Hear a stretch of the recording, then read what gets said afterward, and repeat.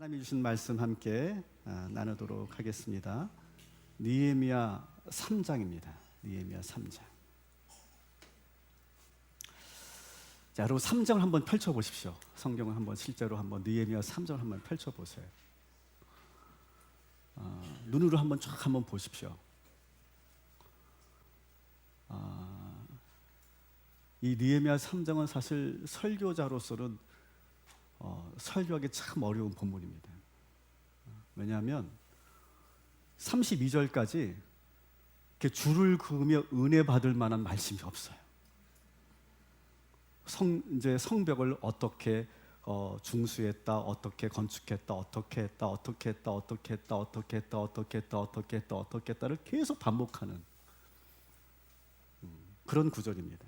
그래서 아마 여러분들이 이 성경 통독을 하신 분들 계시죠? 느헤미야 통독을 하실 때도 이 말씀을 이거 계속 읽어야 되나? 그런 유혹이 생기는, 그냥 패스하고 싶은 그런 구절이 바로 오늘 이 3장에 있는 내용입니다. 왜냐하면 이 내용이 은혜되는 구절도 없고, 이 내용이, 이 기록이 나와 전혀 상관없는 것 같은, 전혀 상관없습니다. 실제로 그런 상관없는 그런 이야기처럼 들리기 때문에 이 구절을 내가 읽을 필요가 있을까라고 아마 여러분들이 생각이 드실 거예요. 근데 여러분, 성경에는 이런 구절이 참 많이 있습니다. 족보 이야기 아시죠? 내가 성경 통독을 한번 마음 먹고 해보려고 했는데 마태복음 1장에서부터 막히잖아요. 그죠? 족보가 나오는 순간 성경은 나하고 안 맞는 것 같아. 딱 덮어버리게 되는 그런 말씀. 또 여러분들이 읽기 제일 어려운 또 책이 어디입니까? 레위기. 진짜입니다. 레위기. 미칠 것 같아요. 이 레위기는 진짜 장수도 왜 이렇게 많아? 읽는데도 뭐 어쩌다는 거야. 그래서 어쩌라고? 진짜 소를 잡으라고? 태우라고? 어떻게 하라는 거야 도대체? 그런 느낌이 드는 그런 책들이 성경에 보면 꽤 많이 있어요. 자, 근데 우리는 지금 어떤 작업을 합니까?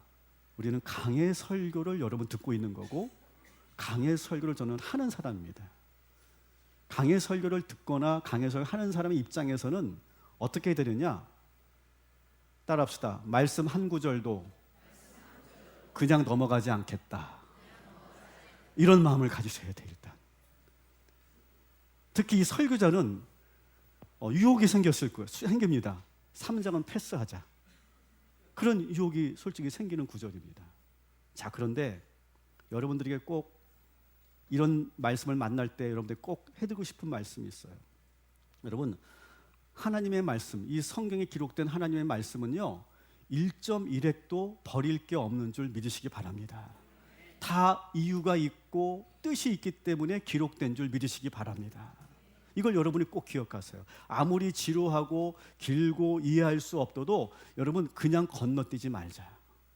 그리고 이런 말씀이 딱 우리에게 다가오면요, 우리에게 앞에 딱 있으면요, 내가 말씀의 숲으로 들어가는 시간이구나. 더 깊이 내가 돋보기를 들고 내가 더 깊이 들어가야지. 그런 마음으로 이 말씀을 여러분 대하시는 거예요. 그러면 그 숲으로 들어가면 정말로 길을 헤맬 때도 있어요. 내가 이걸 왜 읽어야 될지 그 의미를 잃어버릴 때도 있어요. 그런데 어느 순간 이 말씀 안에서 길을 만나게 됩니다.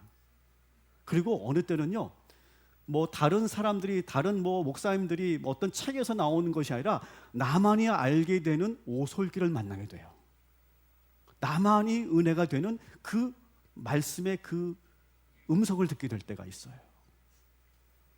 여러분, 그리고 한번 생각해 보세요. 여기에 이 3장에 나오는 수많은 사람들의 이름이 나오잖아요. 여러분, 이 수많은 사람들의 이름이 왜 기록됐습니까? 느헤미야가 정말 140년 만에 정말 역사적으로, 정말 감격적으로 이 성벽 재건을 한 거잖아요. 그 성벽 재건을 할 때 거기서 열심히 감당했던 그 사람들의 이름을 다 기록할 때 어떤 마음이었을까요? 한 사람 한 사람이 너무 귀했을 거예요. 우리는 알지 못하는, 우리는 한 번도 들어보지 못한 사람들이지만 느헤미야의 입장에서는요, 그 사람들의 이름 하나하나가 정말 귀했을 거예요. 여러분, 이 십자가 밑에 여러분 뭐가 있는지 아시죠? 이 십자가 밑에 여러분들의 이름이 있습니다. 우리가 이 성전을 증축할 때 그 증축하면서 여러분들이 이제 헌신하신 분들의 이름이 여기 다 기록되어 있어요. 이걸 우리가 왜 기록해 놓은 걸까요? 우리 교회 역사고 이 이름 하나하나가 너무나 귀하기 때문에 바로 저 십자가 밑에 여러분들의 이름이 새겨져 있는 거 아니겠습니까? 지금 이 3장은요 그런 마음으로 쓰여진 글이에요. 근데 야 이거 뭐 넘어가자 이렇게 할 게 아니라는 거예요. 그 이름 하나를 우리 모든 지금의 우리 수천 년이 지난 우리 성도들이 다 기억하기를 바라는 마음에서 한 번이라도 그 이름을 읽어주기를 바라는 마음에서 이 3장이 쓰여졌다. 이 기록자의 그 마음과 그 열정과 그 사랑을 여러분 공감하면서 이 3장을 읽어주시기를 주님의 이름으로 부탁합니다. 자, 그래서 오늘은요 여러분들이 조금은 좀 힘들겠지만 여러분들이 좀 지루하게 느껴질 수 있지만 오늘 이 본문 그대로 한번 따라가 보려고 합니다. 그대로 한번 우리가 그대로 따라가 볼 거예요. 각오하세요. 자, 느헤미야는 성벽 재건 과정을 아주 자세하게 기록해 놨는데요. 자, 한번 이 숫자를 여러분 먼저 보세요. 여기에는 몇 명의 이름이 있을까요? 75명의 이름이 있어요. 75명의 이름이 있고 그리고 45구간을 이제 나누어서 성벽 재건이 이루어집니다. 그리고 여기에는 몇 개의 문이 나옵니까? 10개의 문이 나옵니다. 75명, 10개의 문, 45구간을 나누어서 이제 이 성벽 재건이 이루어지는 거예요. 자, 그래서 오늘은요 이 10개의 문을 우리가 다 한번 들려볼 거예요. 10개의 문을. 이 성벽 재건이 어떻게 진행됐냐면 동시다발적으로 각자 그 위치에서 한 게 아니고 첫 번째 문을 중수하고 두 번째 문을 중수하고 세 번째 문을 중수하면서 차례차례 이렇게 이어받으면서 바톤을 이어받듯이 이렇게 성벽 재건이 이루어졌거든요.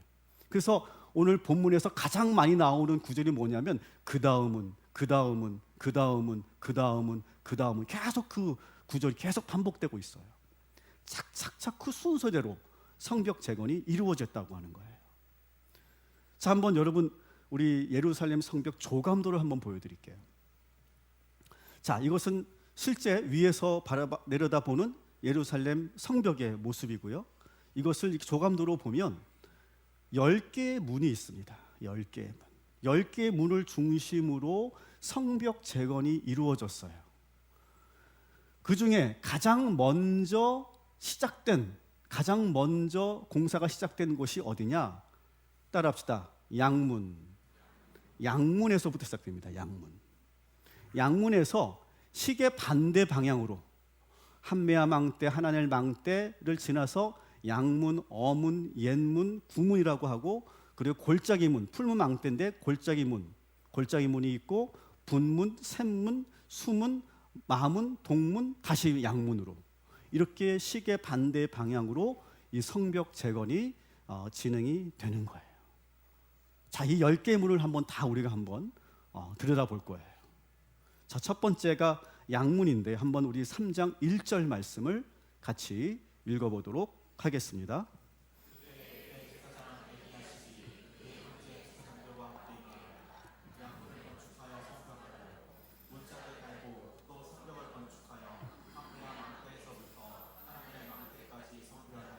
아멘. 자, 조감돌 때 계속 띄워주십시오. 자, 양문 무슨 문일까요? 양문 무슨 문일까요? 실제로 양과 가축들이 드나드는 문이에요. 이름 그대로 양문이.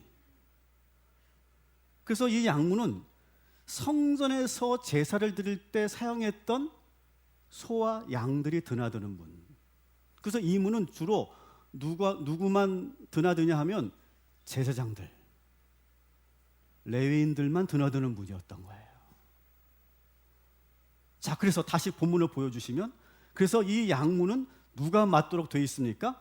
대제사장 엘리야십과 제사장들이 이 문을 맡게 된 거예요.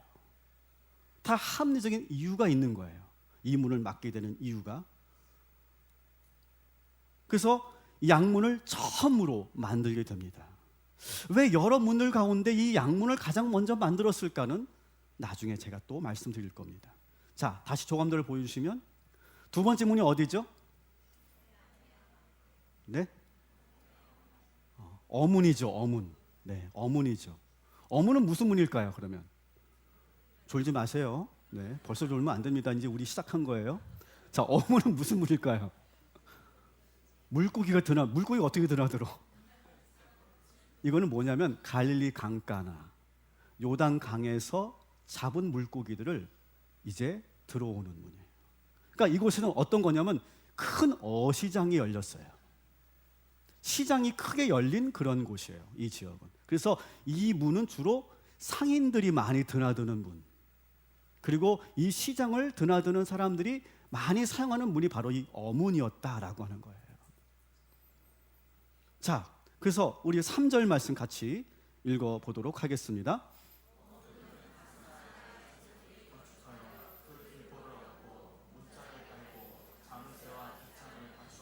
아멘. 그래서 이 하스나야 가문은 아마 전통적으로 상인 가문이었던 것 같아요.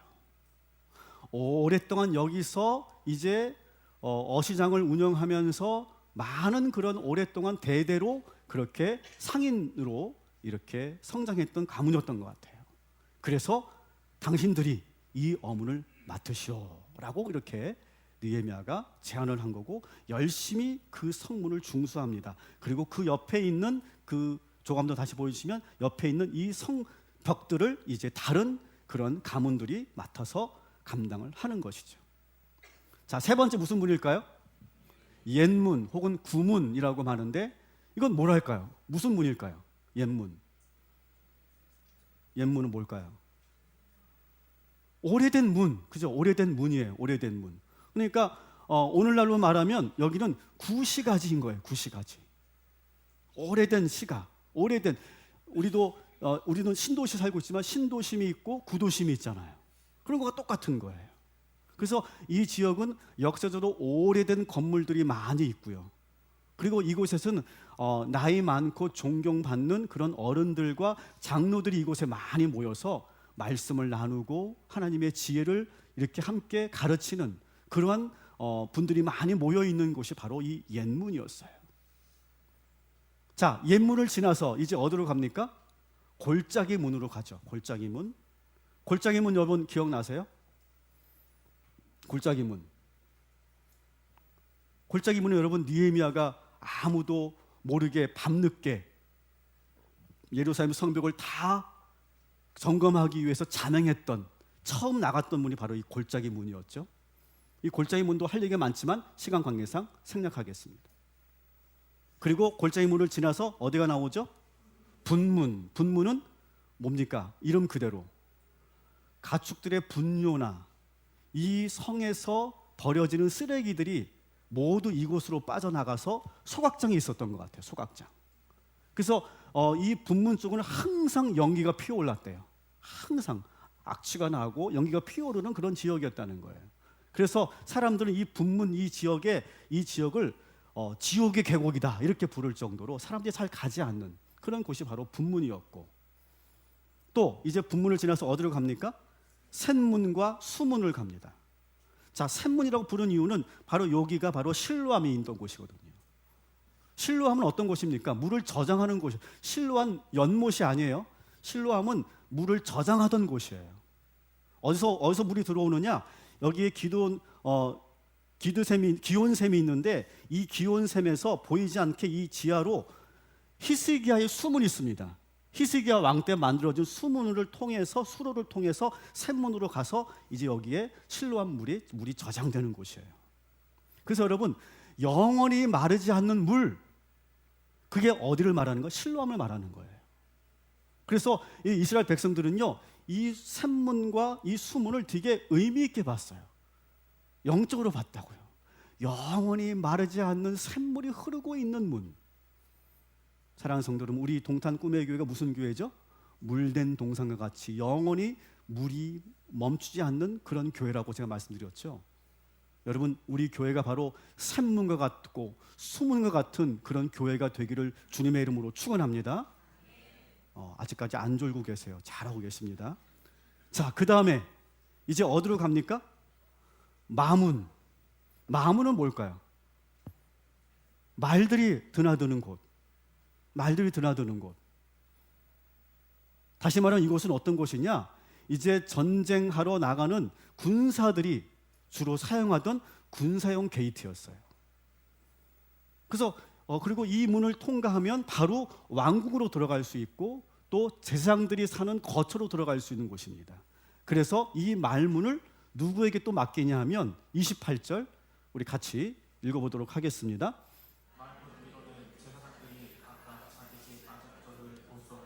아멘. 자, 제사장들이 거처하는 곳이었기 때문에 이 마문을 보수하는 그런 역할을 맡게 된 거예요.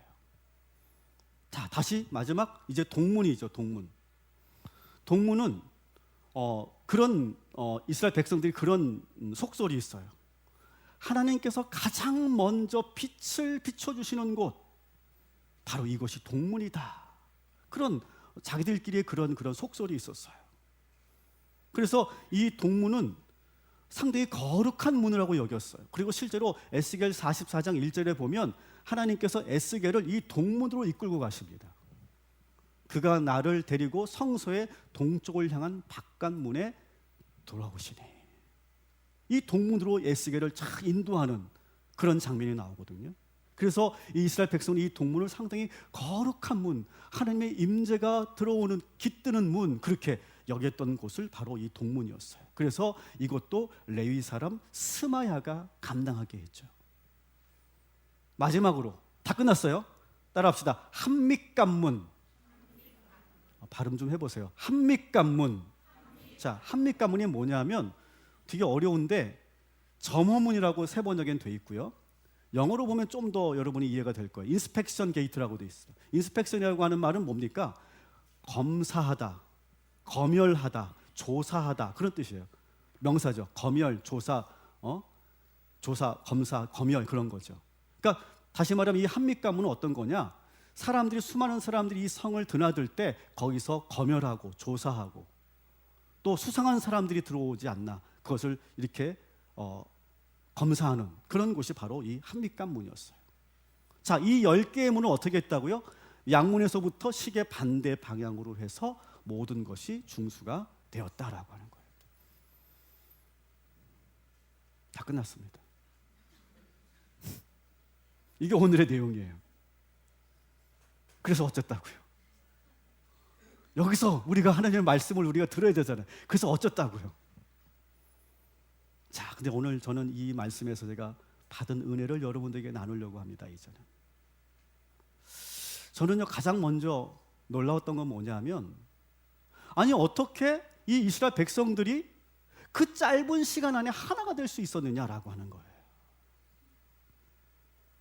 여러분, 완전히 뿔뿔이 흩어져 있었잖아요. 성이 무너지고 나서 완전히 무기력함에 빠져 있었단 말이죠. 그리고 어떠한 그런 백성들이 서로가 하나가 되지 못해서 자기가 그냥 각자 도생, 자기 살 길 바쁘고, 그리고 성벽 성문 고치는 거 관심 없고 그냥 자기 살 길 바빴던, 하나가 되지 않았던 이 사람들이 어떻게 하나가 되었느냐라고 하는 것이 저는 가장 궁금했던 내용이에요. 느헤미야가 그렇게 했다? 여러분, 느헤미야는 온 지 얼마 안 됐어요. 지금 몇 주나 됐을까요? 아직도 서로가 낯선 관계입니다. 그리고 계속 이스라엘 백성들이 이 짧은 기간 안에 금방 그 마음을 줄 리가 없거든요. 제가 대전에서 목회할 때 여기 충청도 분 계신데 충청도 분들은요 마음을 잘 안 주시더라고요. 겉으로는 되게 친절하고 상냥하신데, 그리고 제가 할머니 교회 나오세요 그러면 100% 그래요, 갈게요. 안 간다는 말을 하시는 분은 전혀 없어. 충청도 분들은 거절을 안 하셔. 갈게요. 전선생님 먼저 가 계세요. 몇 번 속았는지 몰라. 근데 마음을 안 주시더라고요. 근데 다 이유가 있어. 그 교회는 1년 만에 떠나고 6개월 만에 떠나고 그런 교회였어요. 그러니까 마음을 줬다가 또 상처받고 그러니까 마음을 좀처럼 안 주시더라고요. 참 그 목회가 외롭고 힘들어서 3번은 제가 쭉 돌았거든요. 분명히 마을을. 그래서 한 10분은 오시겠다 라고 생각하고 이제 예배를 시작하는데 한 분도 안 왔어요. 되게 낙심이 되더라고요, 솔직히. 자, 그런데 제가 그래도 내가 다시 예배 마치고 나서 다시 돌아야겠다 라고 하는 좋은 마음으로 제가 다시 돌았어요. 근데 이게 웬일입니까? 지들끼리 모여서 고기 구워 먹고 있는 거예요. 저를 보는 순간 서로가 막 당황해가지고 저 선생님 오세요 여기 고기 한 점 드세요. 먹다가 체하겠더라고요. 이렇게 다 이렇게 모여 있는데 왠지 저들의 그 속으로 들어갈 수 없는 그런 느낌 있잖아요. 뭐라 말할 수 없는 복잡한 마음이 이렇게 생기더라고요. 여러분, 여기 지금 느헤미야와 이 이스라엘 백성이 지금 그런 관계일 거 아니겠어요, 지금. 자, 그런데 어떻게 이렇게 빨리 하나가 됐느냐라고 하는 거예요. 그리고 실제로 느헤미야가 연설을 하긴 하죠. 백성들에게 어떤 비전을 제시하죠. 근데 그 말이 되게 짧은 말이거든요. 우리 지난주에 봤던 2장 17절 18절 느헤미야가 뭐라고 얘기했는지 한번 보도록 하겠습니다.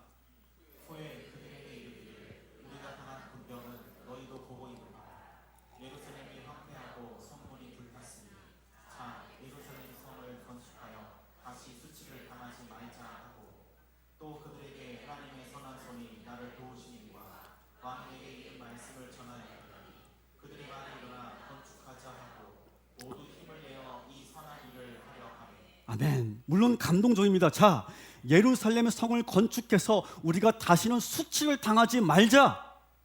되게 감동적인 말이죠. 근데 여러분, 이 짧은 말 한마디로, 이 짧은 연설로 이 많은 그런 이스라엘 백성들이 하나가 됐다? 저는 여전히 풀리지가 않습니다. 어떻게 이들의 마음이 바뀌게 되었고 누가 그들의 마음에 불을 붙인 걸까? 느헤미야가 정말 연설을 잘해서, 느헤미야가 정말 설득을 잘해서 그렇게 된 걸까? 저는 그렇게 보이지 않아요. 그 짧은 연설과 그 만난 지 얼마 안 된 그 짧은 기간 안에 이렇게 백성들이 하나가 될 수 있었던 것은 뭐냐? 성령께서 저들의 마음을 하나 되게 하신 줄 믿습니다. 이거는 도무지 느헤미야의 능력이라고 아무리 내가 미워하려고 해도, 변호하려고 해도 그렇게 해석되지 않아요. 하나님께서 오랫동안 준비하셨고, 그리고 성령께서 느헤미야의 그 짧은 연설을 듣고도 은혜 받게 하시고 감동받게 하신 줄 믿습니다. 여러분, 오늘 제 설교도 마찬가지예요. 여러분, 제 설교가 좋아서 여러분 은혜 받는 것이 아니라 제 설교는 부족하지만 성령께서 여러분과 함께 하시면 여러분이 뜨거운 불을 받게 될 것이고 성령 충만하게 될 것이고 큰 은혜를 받게 될 줄 믿습니다. 이렇게 보이지 않는 하나님의 역사하심과 성령의 역사가 지금 여기 있는 것이죠. 자, 이것을 우리가 먼저 전제로 하고 나서 이제 그 다음에 우리가 봐야 될 것이 바로 과연 그럼에도 불구하고 느헤미야가 과연 어떻게 했길래 이런 위대한 일을 감당할 수 있었느냐를 우리가 또 봐야 됩니다. 소위 따라합시다. 느헤미야의 리더십. 오늘 우리가 이것을 좀 더 자세히 보려고 합니다. 느헤미야가 과연 어떤 리더십을 사용했는가? 첫 번째는 뭐냐? 느헤미야는요, 이 성벽 재건이 성공한 것이 자기가 한 것이 아니라고 생각합니다. 이게 다 이스라엘 백성들이 한 것이라고 생각합니다. 그래서 75명의 그 가문과 백성들의 이름을 다 일일이 적은 거예요. 내가 한 게 아니라 바로 여기 있는 사람들이 한 것이다. 이것을 강조하기 위해서 오늘 이 3장 말씀이 쓰여진 거예요. 내가 한 것이 아니라 이 백성들이 하나가 되어서 혼연일체가 되어서 이 어려운 일을 해낼 수 있었다라고 말하고 싶은 거죠. 여기 우리 교회의 리더십들에게 말씀드립니다. 잘 들어주십시오. 그리고 여러분 일터에서 여러분 리더십에 갖고 계신 분들 잘 들어주십시오. 여러분이 잘해서 성과가 나는 것이 아니에요. 여러분이 잘했기 때문에 좋은 결과가 나오는 것이 아니에요. 하나님께서 하신 것이고 여러분과 함께 했던, 따랐던 그 동료들이 함께 했기 때문에 그 좋은 결과가 나온 줄 믿습니다. 항상 리더는 그것을 잊지 말아야 돼요. 저희 담임 목사인 저도 그것을 잊지 말아야 돼요. 내가 목회를 잘해서 이렇게 교회가 부흥하는 게 아니에요. 내 셀 리더인 내가 열심히 해서 우리 셀이 이렇게 잘 되는 게 아니에요. 우리 부서가 내가 이렇게 열심히 해서 이렇게 잘 되고 많이 모이는 게 아니에요. 거기에 함께하는 이들이 협력하고 도와주기 때문에 잘 되는 것이지 내가 하는 것이 아니다. 이것이 바로 느헤미야가 갖고 있는 분명한 철학이었다는 거예요. 하나님께서 함께 하시고 여러분과 함께하는 좋은 동력자들이 있음을 여러분 감사하시고 기억하시기를 주님의 이름으로 축원합니다. 두 번째, 이 느헤미야는 그 백성들이, 이 구성원들이 자기의 열정과 능력을 마음껏 발휘할 수 있도록 도와줬어요. 이 구성원들을 아주 적재적소에 잘 배치하고 마음 놓고 일할 수 있는 환경을 만들어줬다는 거예요. 무조건 일방적으로 여기 가서 하십시오, 저기 가서 하십시오, 무조건 아무데나 명령하는 것이 아니라 그 사람이 왜 거기를 해야 되는지, 이 사람이 왜 양문을 맡아야 되고 왜 어문을 맡아야 되고 왜 수문을 맡아야 되는지 그 이유와 합당한 이유를 분명하게 얘기해주고 거기에 적재적소에 배치했다는 거예요. 자, 28절부터 29절 같이 읽겠습니다.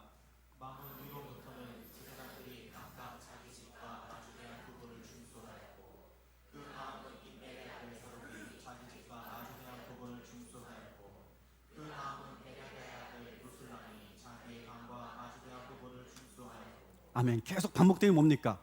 각각 자기 집 앞에 있는 부분을 감당하게 했다는 거예요. 아무렇게나 무작정 그냥 사람 동원해가지고 시킨 것이 아니라 원칙이 있었다는 거예요. 자기 집 앞에 있는 건 너희들이 책임져라. 그 정도는 할 수 있죠. 내 앞에 있는 성벽만 책임지게 하는 거예요. 적절한 그런 배치와 적절한 그런 원칙이 있었기 때문에 그것이 가능했던 것이죠. 여러분, 지도자는요 그런 것 같아요. 그 사람이 무엇을 가지고 있는지, 무엇을 잘하는지를 잘 보고 그 사람들에게 맞는 그런 일을 맡길 때 거기에서 열정을 내고 보람있게 되는 거죠. 세 번째로 느헤미야는요, 사람들의 그 마음속에 있는 그 꿈틀거리는 그 무언가를 끌어올려서 그걸 불로 만드는 힘을 가지고 있었던 사람이 바로 이 느헤미야예요. 여러분, 이 성벽이 무너진 채 지금 100년이 넘도록 방치되고 있었어요. 대부분의 사람들은 그냥 포기하고 살았어요. 그냥 몰라, 아유 내일 아니야, 그렇게 그냥 무기력하게 살았어요. 근데 여러분, 한쪽 마음에는 그런 게 있었을 거 아니에요. 야, 그래도 저거 해야 되는데, 저거 고쳐야 되는데, 야 근데 해봤자 소용없어, 몇 번 해봤지만 안 됐잖아, 에이 포기하자. 그래서 항상 그런데 그 마음속엔 그래도 해야 되는데, 그래도 해야 되는데, 근데 그 마음이 있는데 그거를 누군가 끌어낸 거예요. 누가? 느헤미야가 끌어낸 거예요. 그거를 어떻게 이 마음을 끌어내느냐가 되게 중요하죠. 여러분, 성벽 재건을 할 때 가장 먼저 중수한 문이 무슨 문이라고 그랬죠? 무슨 문이라고 그랬죠? 양문이라고 그랬죠. 여러분, 왜 하필 첫 번째 문을 양문으로 시작했을까요? 양문은 어떤 곳이에요? 예배하는 자리예요. 제사장들이 드나들고 그리고 하나님께 예배하기 위한 그런 소와 양들이 드나드는 문이었다고요. 다시 말하면 이 양문은 무슨 문이냐? 따라합시다. 예배의 문. 바로 이 양문은 예배의 문이었던 거예요. 느헤미야가 가장 먼저 양문으로부터 시작된 것은 바로 여기서부터 예배를 드리고 이 성전 재건이 시작됐다는 걸 의미하는 거예요. 그래서 이 대제사장 엘리야십이 여기서 큰 감동을 받습니다. 큰 은혜를 받습니다. 예배를 시작하고 이 성전 재건을 시작하는 그 느헤미야를 보면서 거기서 큰 감동을 받는 거예요. 더구나 이 엘리야십의 할아버지가 누구냐면 예수아거든요. 예수아는 포로 1세대 사람이에요. 수룹바벨과 같이 왔던 사람인데 이 예수 할아버지가 항상 이 문을 고쳐야 되는데, 이 문을 고쳐야 되는데 언제 고치냐, 누가 고치냐, 그렇게 한숨 짓다가 그냥 돌아가셨는데 드디어 지금 손자인 자기가 대제사장이 되어서 느헤미야와 함께 이 양문을 수리하는 거예요. 얼마나 그 순간이 감격스러웠겠어요. 더구나 예배를 시작하면서 이 성벽 재건이 시작하는 그 광경을 보면서 이 엘리야삽이 큰 은혜를 받습니다. 성벽이 왜 무너졌느냐? 예배가 무너졌기 때문이라는 거예요. 여러분 따라합시다. 예배가 무너지면 모든 삶이 무너진다. 예배가 회복되면 모든 삶이 회복된다. 여러분 믿으시기를 주님의 이름으로 축원합니다. 양문을 가장 먼저 시작했다고 하는 것은 바로 그런 메시지가 여기에 있는 거예요. 여러분 예배가 시작됨으로, 예배가 회복됨으로 여러분의 삶이 다시 재건되기를, 회복되기를 주님의 이름으로 축원합니다. 그렇게 느헤미야는 이 백성들의 마음을 끌어내는 거예요. 그렇게 영적으로 회복하게 하는 거예요. 그 마음속에 있었던 해야 되는데 그 꿈틀거렸던, 그러나 누구도 끌어내지 못했던 그 열정을 끌어내는 거죠. 그러니까 이 백성들이 갑자기 혼연일체 하나가 됐던 거예요. 그리고 느헤미야는 어떻게 했느냐? 한번 맡겨줬으면 끝까지 믿어주고 기다려주는 사람이었어요. 이 성벽 재건이 어떻게 됐다고 했습니까? 일방적으로 혼자 느헤미야가 한 게 아니라 각 구간의 책임자를 뒀어요. 각 구간의 책임자. 그래서 이 건축위원회가 어떻게 됐냐면 최고 책임자와 부하로 있는 것이 아니라 수직적인 관계가 아니라 리더가 있지만 그 주변에 그것을 책임질 수 있는 10개의 문을 책임질 수 있는 리더들을 세우고, 그리고 그 리더들이 거기에서 스스로 판단하면서 할 수 있도록 과감하게 그 권한을 위임해 줬다는 거예요. 이게 바로 위임형 리더십이라고 말하는 거죠. 자, 미국의 루즈벨트 대통령이 이런 말을 합니다. 좋은 그림 것 같아요. 한번 여러분들에게 한번 소개시켜 드릴게요. 가장 좋은 지도자는 이루고자 하는 일을 믿고 맡길 수 있는 훌륭한 사람들을 발굴하고 세울 수 있는 분별력을 가지고 있는 사람이다. 그리고 그들이 그 일을 하는 동안 성가시게 참견하지 않을 수 있는 자제력을 충분히 가지고 있는 사람이다. 리더는 자꾸 막 참견하고 싶고 잔소리하고 싶고 그리고 자꾸 뭔가 이렇게 지시하고 싶은 그 욕구가 있는데 그것을 잘 참는 사람이라는 거예요. 타운젠트가 또 이렇게 말합니다. 지도자는 훌륭한 일을 사람들에게 위임하여 그들로 하여금 성장할 수 있는 기회를 제공해야 된다. 자신이 이끄는 사람들에게 작업을 위임할 때 조금도 주저하지 않고 전부 위임한다. 일단 위임하면 더 이상 그 일에 대해 말하지 않는다. 그는 일이 어떻게 진행되고 있는지 궁금해도 참고 묻지 않는다. 궁금해 죽겠죠. 물어보고 싶죠. 근데 그것을 참고 기다리는 거예요. 믿어주는 거예요. 이게 바로 위임형 지도자들이 해야 할 일인 거죠. 그러면서 이 리더들은 무슨 말을 하느냐? 자, 좋습니다. 이제 당신이 다 할 건데 그러면 내가 도와줄 건 뭐가 있습니까? 라고 묻는 사람이라는 거예요. 제가 해야 될 일은 뭐겠습니까? 라고 오히려 팔로워들에게 묻는 지도자라는 거예요. 그리고 그 옆에서 열심히 그 사람이 잘할 수 있도록 지원을 하고 도와주는 리더가 돼야 된다는 거예요. 자, 느헤미야가 그렇게 했더니 어떤 일이 일어나는지 보십시오. 3장 20절, 4장 6절에 보면 이렇게 되어 있습니다. 힘써 중수했다는 거예요. 자기들이 알아서 했다는 거예요. 힘써서.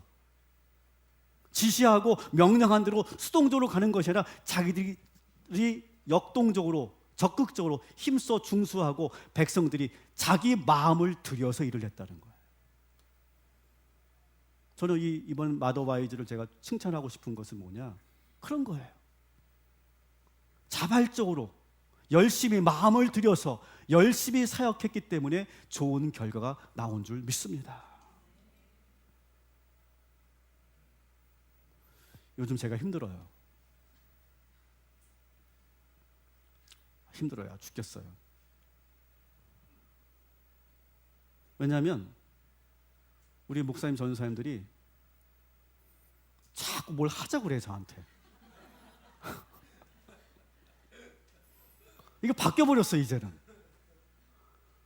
내가 막 지시하고 똑바로 안 하냐고, 열심히 안 하냐고. 제대로 안 할 거냐고 제가 막 이렇게 체근을 해야 되는데 이제는 오히려 이분들이 자꾸 저한테 뭘 하자고 그래.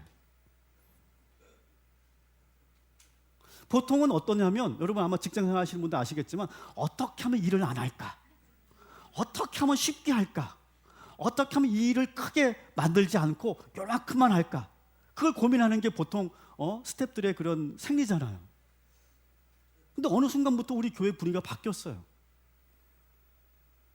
그래서 이분들이 뭐라고 얘기하냐면 목사님, 우리 동탄 꿈의 교회 예배가 한국에서 가장 좋은 예배가 될 수 있도록 그렇게 만들어야 된다는 거예요.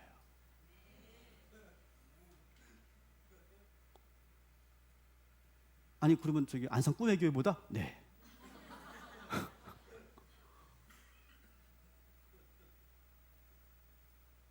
가장 좋은 예배, 최고의 예배. 그래서 우리 성도들이 이 예배에서 완전히 몰입할 수 있도록 그런 예배를 우리가 준비하고 기도해야 된다고 그렇게 막 제안하면서 막 여러 가지 제안을 하는 거예요. 이것뿐만 아니에요. 지금 저한테 지금 올라온 제안이 몇 개가 더 있어요.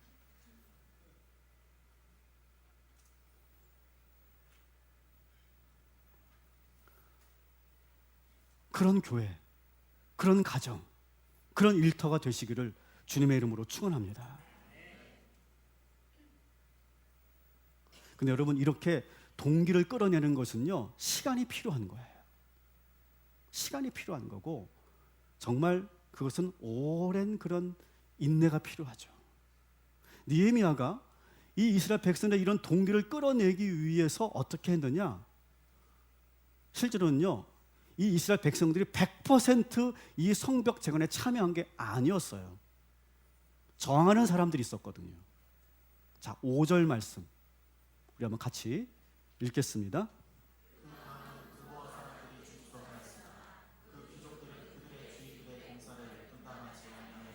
아멘. 자, 보세요. 드고와 가문의 몇몇 귀족들이 이 공사에 참여하지 않습니다. 우리는 못하겠어요. 나는 동의하지 않습니다. 우리는 시간이 없어요. 돈이 없어요. 우리는 안 할 거예요. 저항하는 거예요, 지금. 근데 느헤미야가 어떻게 했느냐? 그들을 향해서 아무 조치도 취하지 않습니다. 기다려주는 거예요. 실제로 이 드고와 사람들이 나중에 참여를 했는지 안 했는지 우리는 알 수 없어요. 근데 느헤미야는요 그들이 들어오든 참여하든 참여하지 않든 그들에게 전혀 불이익을 주지 않습니다. 법적 조치를 하지 않아요.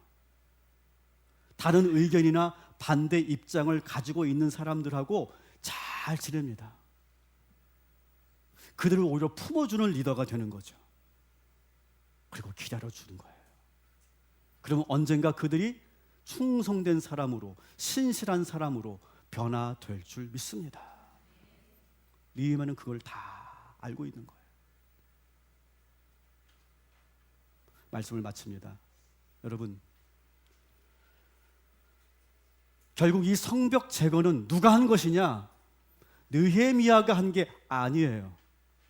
하나님께서 하셨고 성령께서 백성들의 마음을 하나로 모으셨고 그리고 하나님께서 역사하셔서 이 성벽 재건이 이루어진 줄 믿습니다. 느헤미야가 한 게 아니에요. 느헤미야 리더십은요 작은 부분이에요.